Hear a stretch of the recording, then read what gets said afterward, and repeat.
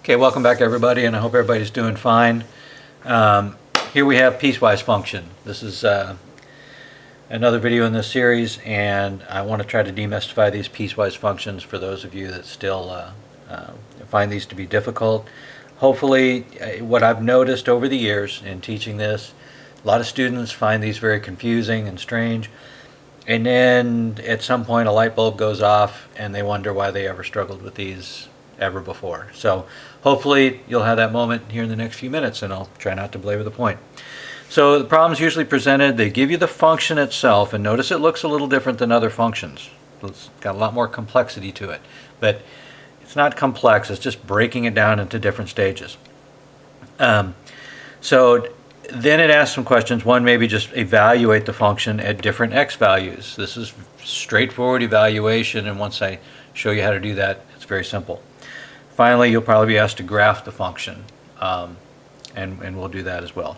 So first of all, let's break this function down. We've got a function named f. It takes the letter x as its input. We'll make that a proper x. That's its input. Okay, f of x is how we would say this. F of x is equal to this function.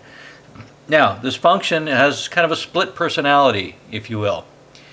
If the input over here happens to be less than -1, strictly less than -1, then we're going to use this equation, which is really just a constant in this case. We're going to use this equation to determine its output. So anything less than -1, its output's just going to be -2. If the input that you're trying to evaluate is greater than or equal to -1, we're going to use this function to determine the output. That's all we're saying. That's all this thing does. It just says, hey, depending on what you're trying to evaluate, either use this to determine the output or use this to determine the output. And that's all we're doing.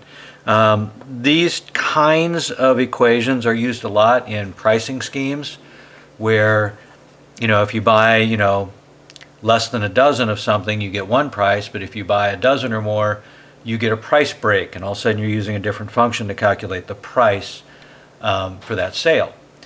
That's super common in the retail, especially in larger purchase items.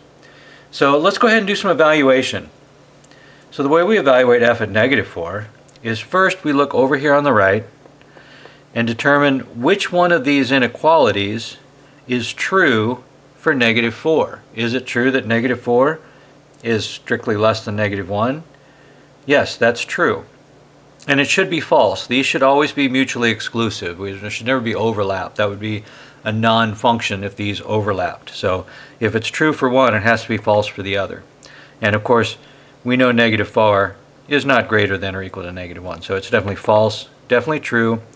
So we would use -2 as the output. So the output of f at -4 is simply -2.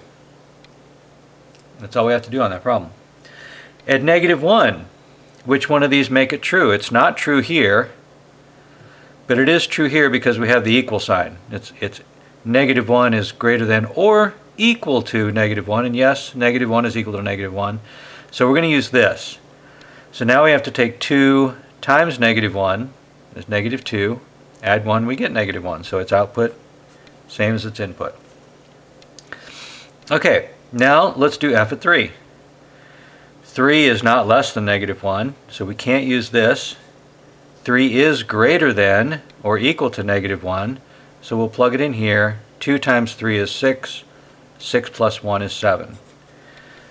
Okay, and so, when you're dealing with a problem like this, if you understand how this determines which one of these you use to evaluate your input, then these are very quick, very easy.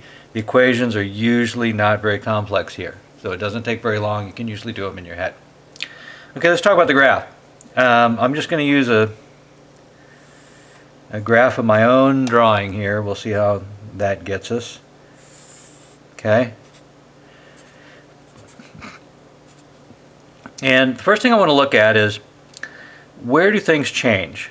Where do I stop using this and start using this? Well, that happens at -1, because to the left of -1, right, and that's going to be right here, to the left of -1, I use this function.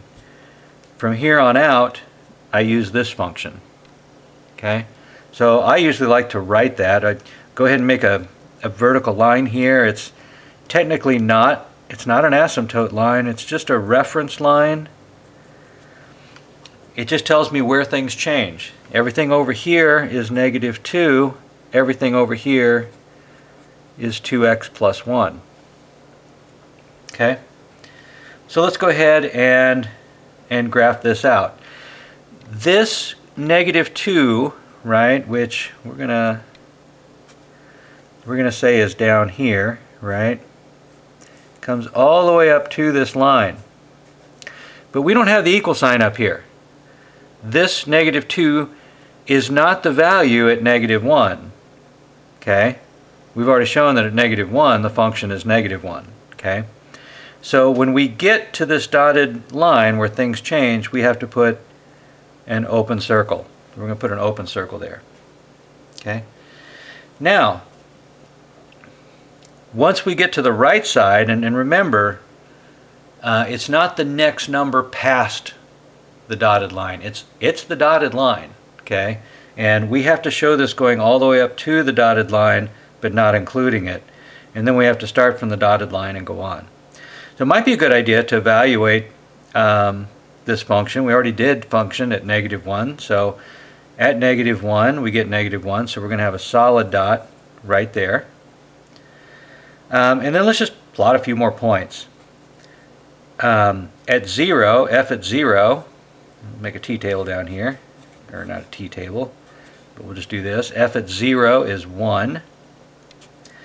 And let's go f at 1, that's going to be 3. Okay, so f at 0 is 1, f at 1 is 3, and you can see we're just going to do this, but we're only going to graph to the right. We're not going to graph back this way, okay, because the part to the left of this dotted line is dictated by this function, not this function. So once we have this, we are done. We're absolutely done. So that's really all a piecewise function is. Don't make it too complicated. And if you think about retail sales in volume, where the more volume you buy, the better price break you get, or the more weight that you're shipping, the better price per pound you get. This is kind of why these functions come into place. This probably is an example of that, but you can imagine a different function for calculating cost based on different parameters. So that's the piecewise function. That's all there is to it.